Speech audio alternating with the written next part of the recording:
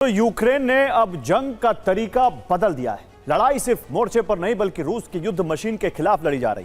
तेल रिफाइनरियां हो, gas plant हो, सैन्य संचार केंद्र, हथियार कारखाने या फिर शैडो फ्लीट, यूक्रेन एक एक करके उन ठिकानों को निशाना बना रहा है जिनके दम पर रूस ये युद्ध लड़ रहा है। इसका असर अब रूस के शहरों तक पहुंच चुका है। पेट्रोल पंपों पर कतारें लग गई हैं। आधे रूस में पेट्रोल और डीजल के लिए राशनिंग लागू करनी पड़ रही है, यानी जितना पेट्रोल सरकार देगी उतना ही ले सकेंगे आप। पहली बार क्रेमलिन को तेल के लिए आपातकाल जैसे कदम उठाने पड़ रहे हैं। सवाल यह है कि क्या ज़ेलेंस्की की नई रणनीति रूस की युद्ध क्षमता और अर्थव्यवस्था को तेजी से कमजोर कर रही है? आइए आपको इस रिपोर्ट में दिखाता हूं। 50 से ज्यादा बड़े ऊर्जा ठिकानों पर हमलों ने रूस की ईंधन व्यवस्था को हिला दिया है। रूस की करीब 1/3 रिफाइनिंग क्षमता प्रभावित हो चुकी है। रिफाइनिंग 21 साल के सबसे निचले स्तर पर पहुंच गई है। रिफाइनिंग क्रूड ऑयल का उत्पादन 25% तक घट गया है। पेट्रोल उत्पादन में भी 17% की गिरावट दर्ज की गई है। घरेलू मांग के मुकाबले ईंधन की उपलब्धता करीब 15% कम हो गई है। रूस के आधे से ज्यादा क्षेत्रों में अब राशनिंग लागू करनी पड़ी है। कई इलाकों में एक बार में सिर्फ 30 से 50 लीटर ईंधन ही दिया जा रहा है। क्रीमिया में आम नागरिकों के लिए पेट्रोल की बिक्री तक रोक दी गई है। कुछ इलाकों में पेट्रोल की कीमत 140 रूबल प्रति लीटर यानी करीब 170 रुपए प्रति लीटर तक पहुंच गई है। हालात ऐसे हैं कि कई पेट्रोल पंपों पर 12 घंटे तक इंतजार करना पड़ रहा है। यूक्रेन ने फ्रंट लाइन से 500 किलोमीटर दूर मॉस्को में रूस के सबसे बड़े सैन्य संचार केंद्र दुबना स्पेस कम्युनिकेशन सेंटर को निशाना बनाया है। हमले में उपग्रह संचार के लिए इस्तेमाल होने वाले 32 मीटर लंबे मार्क 4 एंटेना को भारी नुकसान पहुंचा। इसका मुख्य कंट्रोल भी तबाह हो गया। यूक्रेन ने महज 8 दिनों के भीतर इस बेहद सुरक्षित ठिकाने पर 2 बार सफल ड्रोन हमले किए हैं। तो यूक्रेन ने फ्रंटलाइन से 800 किलोमीटर दूर रूस की नॉर्थ सी रिफाइनरी को निशाना बनाया है। यहाँ फ्लेमिंगो FP5 मिसाइल से हमला हुआ है। ये रूस की चौथी बड़ी रिफाइनरी है। हमले में इसकी क्रैकिंग यूनिट नष्ट हो गई और उत्पादन पूरी तरह बंद हो गया। ऑरेनबर्ग गैस प्रोसेसिंग प्लांट पर भी हमला हुआ है। यह फ्रंट लाइन से करीब 1200 किलोमीटर दूर है। कजाकिस्तान की सीमा के पास है। यहाँ हर साल 35 अरब क्यूबिक मीटर गैस प्रोसेस होती है। यूक्रेन ने यहाँ लॉन्ग रेंज ड्रोन से हमला किया जिसमें प्लांट को गंभीर नुकसान हुआ। यूक्रेन ने कर्ज के दोनों तेल भंडारण केंद्रों पर भी नए ड्रोन हमले किए हैं। कावकाज के सैन्य ईंधन आपूर्ति केंद्र पर भी हमला हुआ है। यह रूसी सेना तक ईंधन आपूर्ति का केंद्र है। तो आपसे रिफाइनरी पर भी अब तक कई बार हमला कर चुके हैं। रूस की स्लावियांस्क रिफाइनरी पर भी लंबी दूरी के ड्रोन से हमला हुआ है। यारोस्लावल रिफाइनरी पर हमले के बाद इसका उत्पादन रुक गया है। डोनेट्स्क के रूसी लॉजिस्टिक्स हब पर भी ड्रोन हमला हुआ। हमले में कई सैन्य ट्रक और ईंधन टैंकर तबाह हो गए। मॉस्को ऑयल रिफाइनरी पहले ही यूक्रेन के ड्रोन के निशाने पर आ चुकी है।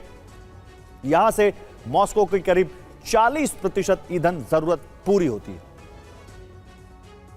यूक्रेन के रक्षा मंत्रालय ने तंज कसा है कि जहां रूस की आम जनता तेल की बूंद बूंद को तरस रही है, वहीं क्रेमलिन यूक्रेन पर ड्रोन दागने के लिए हर दिन अकेले 45 टन ईंधन सैन्य ड्रोनों में फूंक रहा है। सेना को हर हाल में ईंधन देने की जिद का नतीजा यह हुआ है कि रूस की घरेलू सप्लाई चेन 1 से 2 महीने लेट हो चुकी है। यूक्रेन और रूस के बीच चल रहा युद्ध अब पूरी तरह से ड्रोन और टेक्नोलॉजी वॉर में बदल चुका है। दूसरी तरफ नेटो देशों की तरफ से यूक्रेन को मिल रही मदद से पुतिन का गुस्सा 7वें आसमान पर है, जिसकी वजह से ज़ेलेंस्की के कीव को राख मिलाने के प्लान को पुतिन ने पूरी तरह से एक्टिवेट कर दिया है।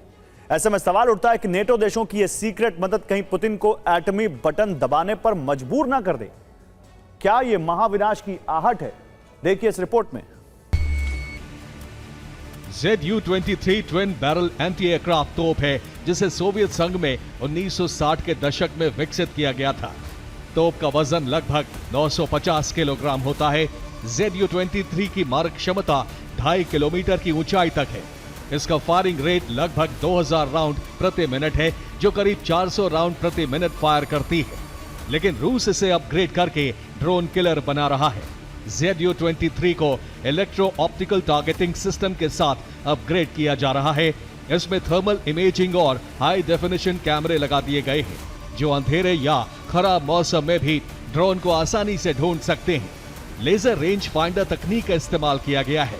लेजर रेंज फाइंडर तकनीक की मदद से ड्रोन की सटीक दूरी और गति को चंद सेकंड में नाप लेगी। ZU-23 तोप में एयर बस्ट गोला बारूद सबसे अहम अपग्रेडेशन है।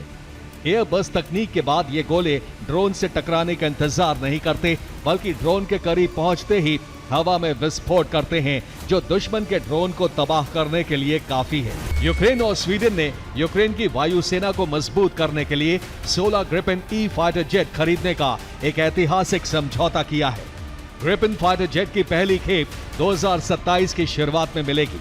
ग्रिपेन जेट को बड़े एयरबेस की जरूरत नहीं होती, हाईवे से भी टेक ऑफ और लैंडिंग हो सकती है। Gripen E multi role fighter jet है, हवा से हवा और हवा से जमीन पर मार करने में सक्षम है।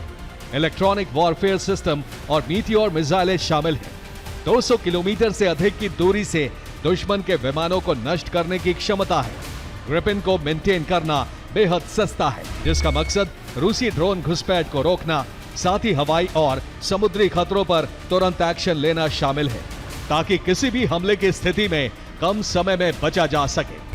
ब्रिटेन ने पॉटन डाउन में नए केमिकल हथियारों की lab defence science and technology laboratory में $765 मिलियन के निवेश की योजना बनाई है, जिसका उद्देश्य बायोलॉजिकल खतरों से देश की रक्षा करना है, साथ ही अत्याधुनिक तकनीकों AI रोबोटिक्स का विकास करना है।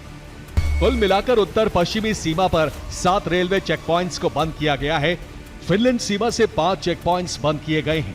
वाइबॉर्ग, व्याटिसल्या, ल्यूतिया, सेंट पीटर्सबर्ग फिनलैंड्स्की और स्वेतोगोर्स्क। एस्टोनिया सीमा पेचोरिप्स्कोव चेक पॉइंट पर रेल यातायात रोका गया है, जबकि लातविया सीमा से पियतलोवो चेक पॉइंट को बंद कर दिया है। अरब की जंग में अब महाशक्ति अमेरिका और इजरायल के बीच खुली दरार दिखने लगी है। बेंजामिन नेतन्याहू ने वॉशिंगटन को साफ कह दिया है कि उन्हें अब अमेरिकी मदद की कोई जरूरत नहीं है। वहीं लेबनान में हिजबुल्लाह के खात्मे तक इजरायली सेना ने पीछे हटने से साफ इनकार कर दिया है। क्या ईरान लेबनान को लेकर अरब में अमेरिका इजरायल की दोस्ती का अंत होने वाला है, या फिर इसके पीछे कोई बड़ा प्लान है? क्या है समीकरण इस एक्सक्लूसिव रिपोर्ट में देखिए। उन्होंने कहा है, हमें अब अमेरिका की मदद नहीं चाहिए। अमेरिकी मदद एक खैरात जैसी है और इजराइल अब कोई छोटी अर्थव्यवस्था नहीं है। इजरायली सैनिकों के बीच खड़े होकर नेतन्याहू ने साफ कहा, इजराइल की जीडीपी अब $1 ट्रिलियन के करीब पहुंच रही है।